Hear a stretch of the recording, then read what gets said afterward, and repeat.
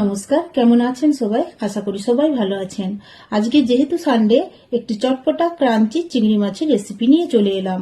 এটি বানানোর জন্য প্রথমে চিংড়ি মাছগুলোকে ভালো করে পরিষ্কার করে লেজের খোসাটা রেখে বাকি খোসা ছাড়িয়ে মাথার অংশটা বাদ দিয়ে ধুয়ে একটি প্লেটে নুন, গোলমরিচের গুঁড়ো, আদা রসুনের পেস্ট দিয়ে মাখিয়ে কিছুক্ষণ ম্যারিনেট করে রেখে দেব। তারপর একটি বোলে 3 চামচ ময়দা, 3 চামচ কর্নফ্লাওয়ার, স্বাদ অনুযায়ী নুন, গোলমরিচের গুঁড়ো, কিছুটা বাটার আর ছোট ছোট করে কুচানো আদা, রসুন আর ধনেপাতা আর 1 চামচ বেকিং পাউডার দিয়ে ভালো করে একটি ব্যাটার বানিয়ে নেব।